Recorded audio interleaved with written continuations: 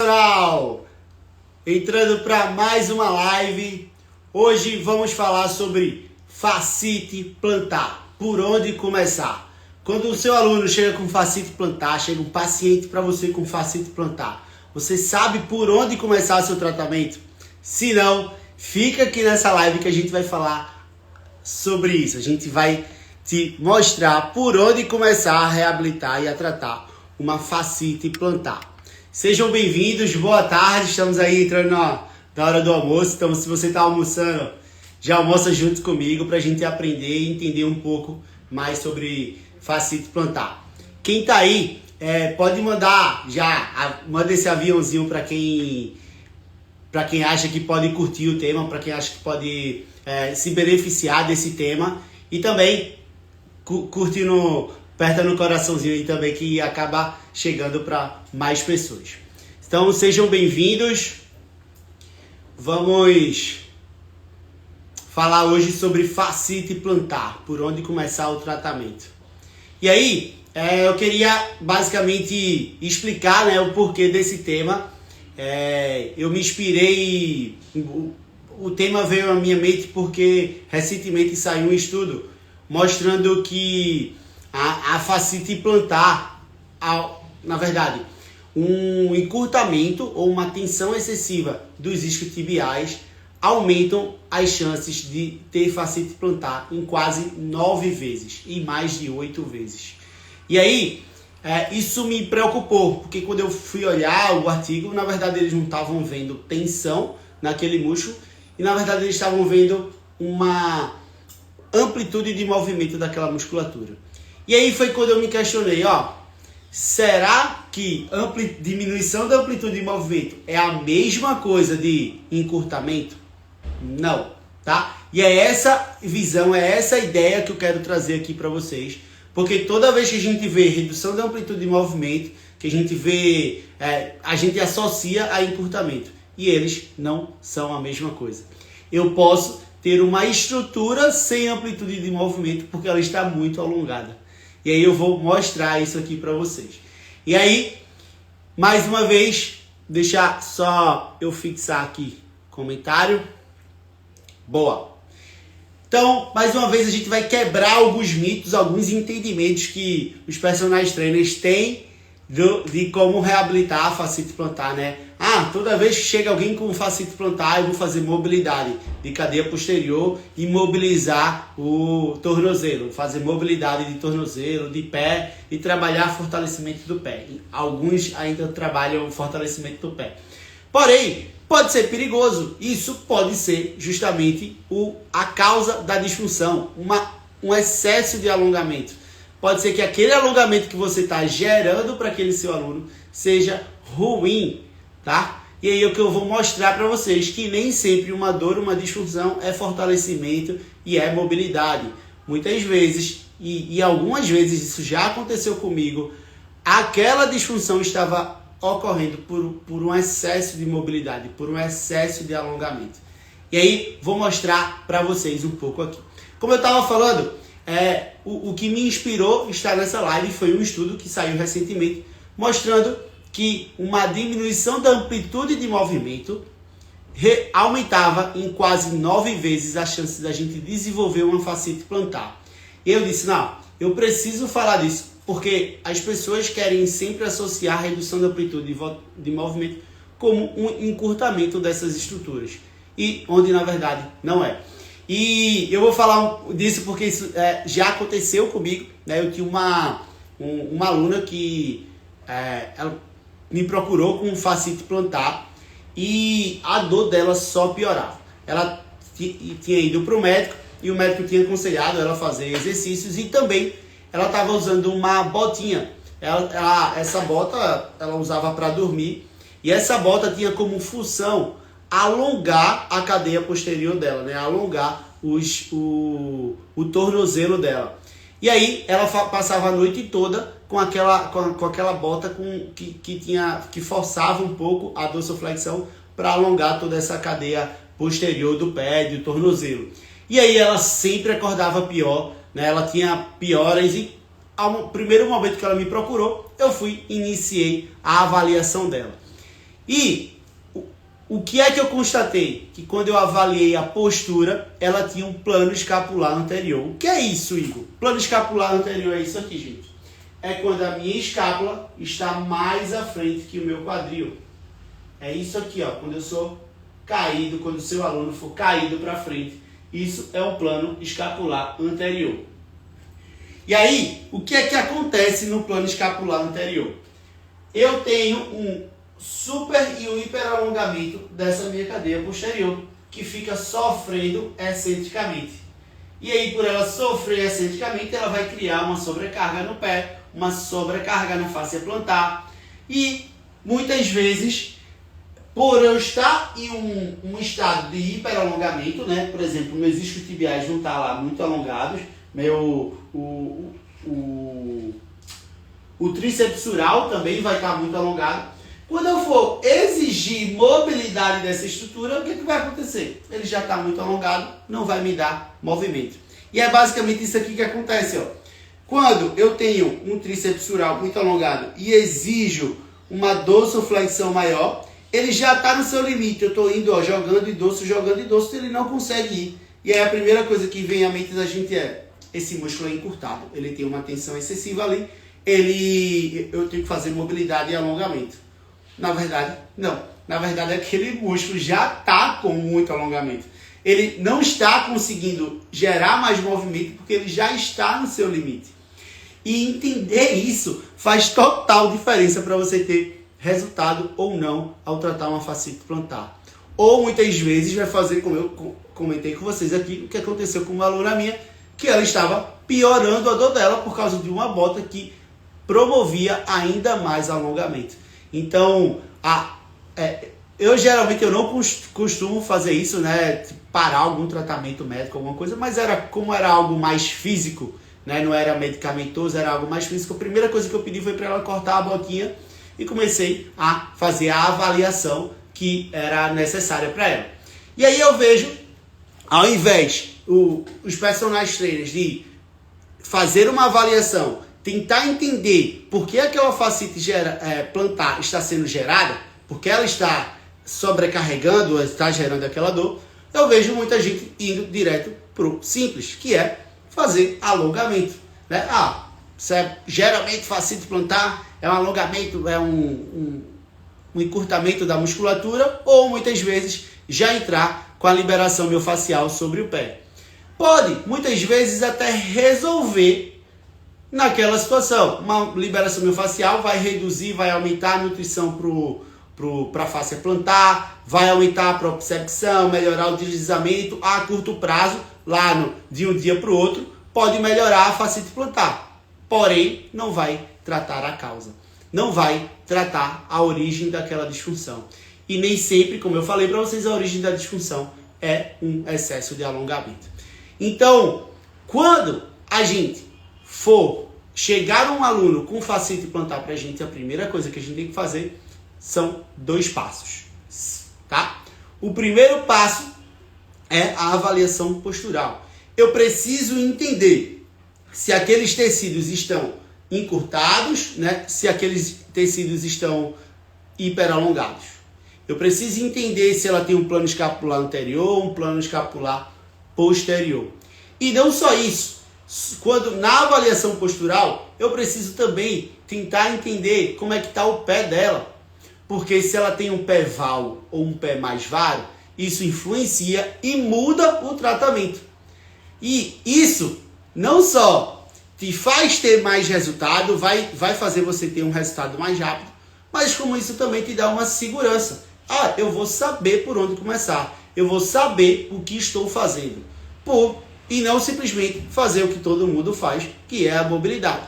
Então, fazer o que todo mundo faz, gerar mobilidade para uma fascite plantar, é muito simples. Ninguém precisa... eu não precisava nem procurar um profissional de reabilitação para fazer isso. Né? Eu sozinho consigo fazer. Então, em casa mesmo, eu iria colocar gelo, iria fazer liberação miofascial com a bolinha e fazia mobilidade de tornozelo, que é muito simples, muito fácil de achar no YouTube. E aí, quando você faz um trabalho, oferece um serviço que ele consegue fazer em casa, Se ele for pagar para você, ele vai pagar só para ter a sua companhia, ou sua orientação, ou para ver se ele está fazendo alguma coisa errada. Agora, quando você gera um diagnóstico, faz um trabalho diferente para aquele seu aluno, que você consegue ter uma visão ampliada do que ele necessita, aí sim você gera valor para a sua sessão. Aí sim você gera valor para a sua avaliação. E aí, como eu disse, ao invés de parar para observar uma simples postura daquele aluno, se ele tem um plano escapular anterior e o tecido está sofrendo por um hiperalongamento ou de fato está encurtado, né? Eu prefiro ir direto e tratar o problema. E aí é isso que eu quero que vocês tragam de conceito. O primeiro passo para eu poder tratar e investigar a causa de uma fascite plantar é uma avaliação postural. E aí, se eu faço uma avaliação postural, se eu percebo que ele tem um plano escapular anterior, provavelmente esses tecidos estão sofrendo porque estão muito alongados e alongamento não vai resolver, alongamento pode piorar. Agora, se eu vejo que ela tem um plano escapular posterior, talvez alongamento ajude. Tá? Então, esse é um passo inicial. Já partindo da avaliação postural, teria um outro passo, que é avaliar o pé. Se o pé dela é mais valgo ou um pé mais varo ou tende a neutro. Por que isso influencia? Gente, um pé que é muito valgo, olha o que acontece. Ele vai desabar, né? E quando ele desaba, ele aumenta o comprimento do tendão, do calcâneo. Então, quando eu faço isso, quando o meu pé é valgo, eu desabo, ele alonga o tendão. Então, ele acaba sofrendo também por um hiperalongamento. Então, meu tendão do calcâneo fica muito alongado, gerando uma sobrecarga maior na fáscia plantar. E aí, não só um plano escapular anterior, mas também um pé excessivo em valgo pode gerar uma dor por alongamento, porque o tecido vai estar sofrendo, a fáscia plantar vai estar sofrendo, né, naquele ponto, e mais alongamento vai piorar. E aí, qual a ideia? O que é que o personal tem que fazer? Começar a inverter o padrão, começar a jogar esse pé para buscar a sua neutralidade e quebrar aquele padrão de valgo. Um pé valgo, ele tem o talos deslizando sobre o calcâneo. E aí a gente vai fortalecer as estruturas para trazer esse pé de volta para sua neutralidade. E aí, um segundo passo, que é quase terceiro, né, é também a gente tentar investigar a origem daquela disfunção, a origem daquela dor, né? E aí, como é que a gente faz isso? Com anamnese, perguntando. E se a dor dói logo quando acorda ou no final da noite, faz diferença onde eu vou tratar, né? Se a dor acontece quando eu estou me movimentando ou quando eu estou parado, isso muda meu tratamento. Como assim? Por exemplo, existe os nervos, né, que nervam a fáscia plantar. Se sensibilizados, se estiverem muito sensíveis, eles podem gerar uma disfunção, gerar dor no local da fáscia plantar. Mas não necessariamente eu preciso tratar esse nervo. E muitas vezes a própria raiz nervosa dele está em disfunção. E quando alguém chega para você com fascite plantar, olhe também a raiz nervosa, né? Já começa, quais são os pontos que eu preciso entender, né? E aí o segundo ponto principal é entender os sintomas. Quando a pessoa descrever para você os sintomas daquela disfunção, os sintomas daquela fáscia plantar, você vai começar a entender a origem. E aí isso vai te dar um direcionamento de onde está a causa daquela disfunção e uma maior segurança para iniciar o tratamento. E aí, quando você tem segurança, seu tratamento é muito mais efetivo. Quando você tem um diagnóstico diferente, você passa, não só faz monta os exercícios e a estratégia correta, como você gera autoridade para aquele seu aluno. E aí, olha o que aconteceu comigo, né? Tinha uma referência médica, e não estou dizendo que sou maior que o médico, eu naquele momento específico, eu consegui ter um raciocínio que ajudasse a minha aluna. uma referência médica que passou uma bota porque ele imaginou que aquela face plantar estava sofrendo porque estava encurtada, passou uma bota para aumentar o alongamento dela, né? Porque quando ele testou a mobilidade, ela não tinha amplitude de movimento, mas aquela falta de amplitude de movimento era porque o músculo já estava no seu limite. E aí ele passa a botinha aumentando, sofrendo mais, fazendo esse tecido abrir ainda mais. E aí quando eu avaliei a simples postura dela, eu percebi que aquele tecido já estava muito alongado. Então quebrei esse padrão. E aí quando eu digo, vamos tirar a bota, porque na verdade não é que você tem falta de mobilidade. O tecido já está muito alongado e você não tem. Olha o quanto de autoridade, o ar de referência, né? O quanto você passa a referência para aquela pessoa, né? Poxa, faz sentido. E aí ela tira a botinha, 2, 3 dias, a dor começa a diminuir, né? A gente começa a direcionar o tratamento dela e esse tratamento começa a dar resultado, começa a ser mais efetivo. E, gente, quando um personal trainer te dá um diagnóstico diferente de um médico e esse resultado começa a aparecer, você passa muito mais autoridade. Você começa a ser visto com outros olhos, né? E aí, o boca a boca fica mais forte, né? Ela vai começar a te indicar, ela vai dizer, o médico passou a botinha e só estava piorando, e esse profissional, esse personal, ele identificou o meu problema. Na verdade, eu não estava precisando de alongamento, ele resolveu a minha vida. E essa aluna, ela já não conseguia mais caminhar, ela não conseguia trabalhar, ela não conseguia ir ao shopping, a vida social dela já estava alterada, né? A parte pessoal dela já estava sendo alterada. E aí, com o simples diagnóstico, tirou a botinha e comecei a praticar, fazer alguns exercícios, né? Trazer esse plano escapular para a neutralidade, a face plantar dela começou a evoluir e a melhorar. E aí, você não só impacta no físico, mas impacta no social, no pessoal.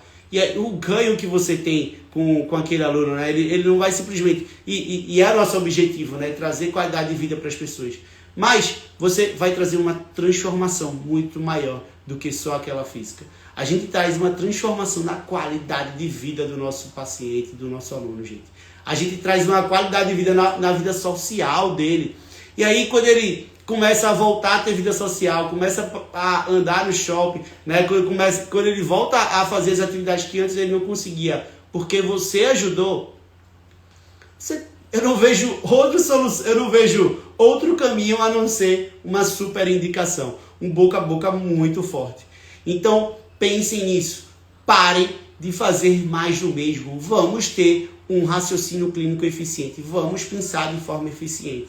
E aí, eu trouxe para vocês introduzir algumas coisas aqui, né? Por exemplo, se essa dor é parado ou durante o movimento, isso me dá duas indicações.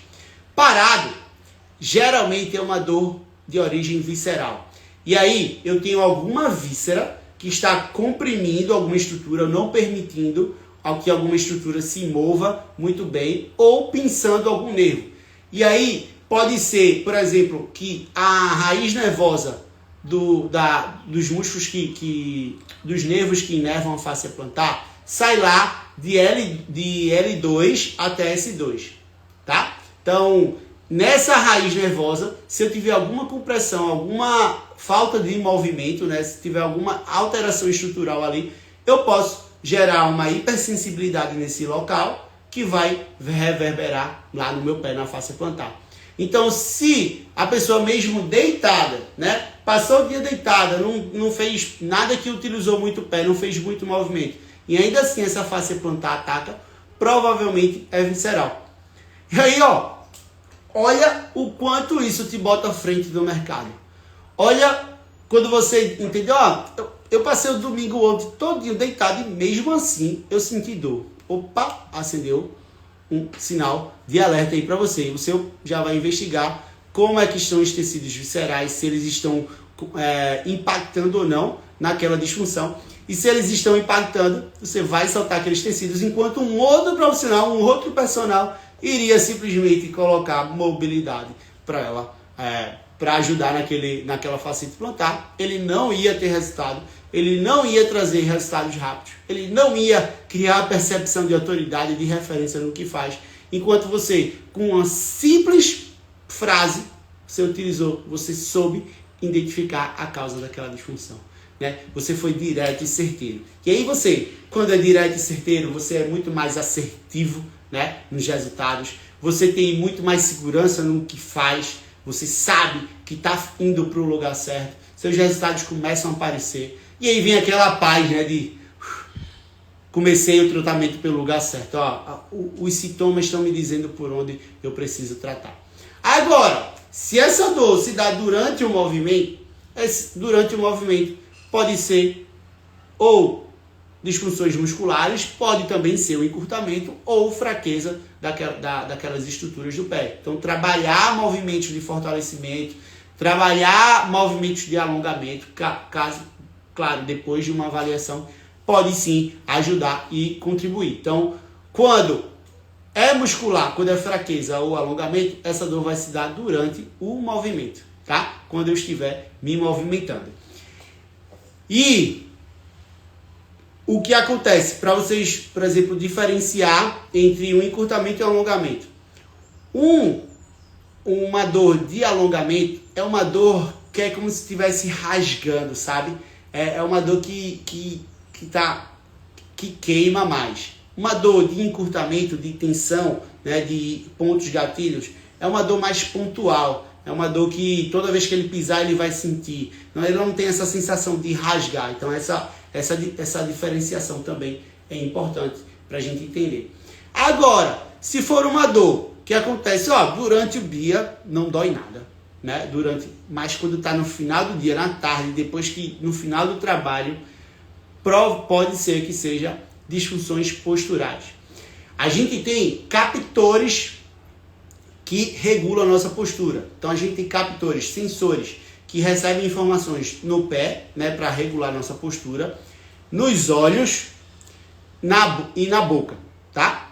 Então a gente tem os captores podais, oculares e dento-oclusais.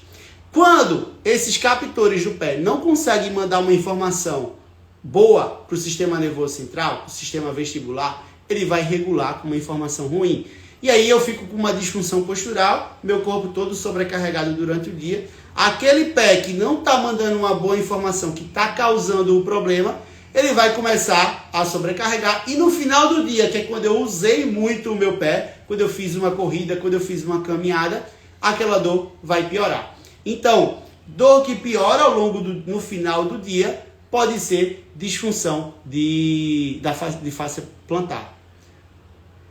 Não, todos esses... Gabi perguntou se isso serve só para fascite plantar. Não, todos esses sintomas que eu descrevi aqui são sintomas do corpo como um todo, de todo e qualquer outro tecido, tá? Uma dor visceral dói quando parado, né? Uma dor de hiperalongamento tem mais uma sensação de queimou, né? E uma dor de hiperatividade é uma sensação de cansaço, sabe, quando você aperta um ponto de gatilho, quando você mexe, quando você cria um relaxamento, ela melhora, pode ser uma hiperatividade daqueles tecidos, tá? E uma dor no quadril, uma dor na coluna, durante ou no final do dia, depois que eu usei muito o meu pé, pode ser disfunções de captor podal. Então, fica com essas 3 dicas para vocês, né? Avalie a postura como um todo, o plano escapular especificamente. Avalie o pé, se o pé é mais valgo, mais varo, se ele está sofrendo por alongamento ou encurtamento. E avalie os sintomas. Quando você faz isso, você começa a mudar a sua perspectiva de tratamento. Você começa a mudar a sua visão do que realmente vai fazer. Vai parar de enxugar gelo, de ficar fazendo só mobilidade e alongamento, né? Então, é isso que eu quero gerar para você, personal. Eu quero que você comece a pensar diferente, a criar um raciocínio clínico diferente, tá? Para que você agora comece a enxergar a solução onde ninguém enxerga. Que quando um profissional, um possível cliente, chegue e olhe numa sala de atendimento, né, e diz, eu estou com uma fascite plantar, ou pergunte a alguém, é aquele ali que vai resolver o seu problema. Eu quero que você seja uma pessoa apontada a resolver o problema das pessoas. Aqui ele vai ser, é aquele ali que vai, se ele não resolver, ninguém mais resolve, não adianta procurar ninguém.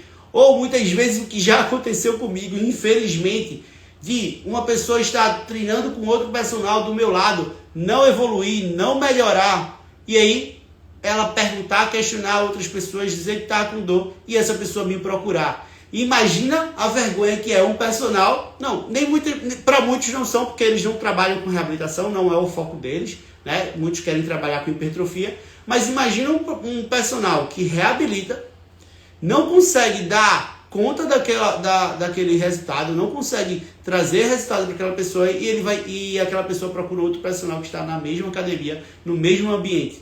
Então, e quando isso acontece, você mudou de nível, você mudou de patamar, tá? Que hoje, muitos, não só acontece quando eu estou lado a lado no mesmo ambiente da academia, né? Mas também acontece quando um personal que mora em Olinda, um personal que mora em outra cidade, me indica, ó, vai ver ele, mesmo que não seja para ficar fixo, né? Vai ver ele, vai ser atendido por ele, porque ele ajuda no tratamento. E aí, com o raciocínio clínico que eu tenho, eu consigo também ajudar esse personal. Então, é isso que eu quero mudar, sabe? É isso que tirar muitas vezes esse peso, essa dependência. Eu quero trazer para os personal trainers uma nova visão, um raciocínio clínico eficiente.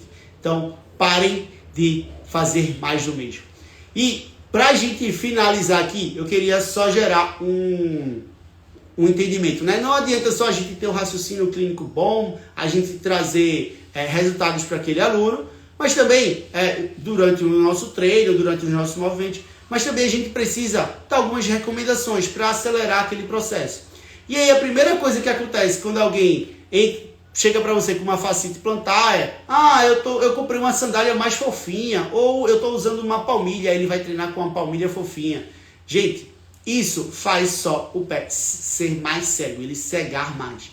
Por quê? O nosso pé, como eu falei para vocês, ele precisa de propriocepção, ele precisa tem sensores ali que dão informação àquele pé. Quanto mais fofinho, quanto mais confortável, quanto mais sapato eu uso, pior são para esses sensores. A gente chama de cegar o pé. Então o pé de fato vai ficando cego, ele não vai conseguir receber as informações, mandar essa informação para isso ser regulado. É como se eu tivesse com uma luva muito grossa na minha mão e essa luva muito grossa não me permitisse me conectar ou sentir, né? Você já tentou cozinhar ou fazer alguma atividade com uma luva? Né? Você não consegue mexer no celular, a gente não consegue. Porque isso também acontece com o nosso pé. Se a gente deixa o nosso pé cego, a gente diminui a atividade dele. E aí, quando você começa a dar informação sensorial para o pé, começar a experimentar sensações diferentes, né? Coisa mais rígida, mais fofa, isso muda o seu tratamento. Então, quando a pessoa tiver que fascite plantar, estimule o máximo possível ela andar descalça, tá? O fofinho não ajuda. Isso só cega ainda mais o pé. E quando eu digo gerar informação, não é só mudar o ambiente, mudar as estruturas, mas também começa a gerar informação de comando do pé. Percebe se ele consegue, por exemplo, usar o hálux sem usar os dedos, ou usar os dedos sem movimentar o hálux. Se ele consegue fazer a abdução desse pé, se ele consegue abrir esses dedos, ou também ativar essa cava do pé. Então, tudo isso influencia e gera uma informação sensorial para aquele pé. Então, como eu falei, o objetivo aqui é que a gente comece a ter um raciocínio clínico eficiente para tratar a fascite plantar e pare só de fazer o mais do mesmo alongamento, para você começar a se diferenciar, você começar a criar autoridade e ser referência no que faz. Então, gente, finalizamos por aqui. Uma boa tarde a todo mundo. Espero que a gente tenha contribuído. Mais alguma dúvida, mais algum questionamento, vocês podem mandar também via direct. Um abraço para todo mundo. Tchau!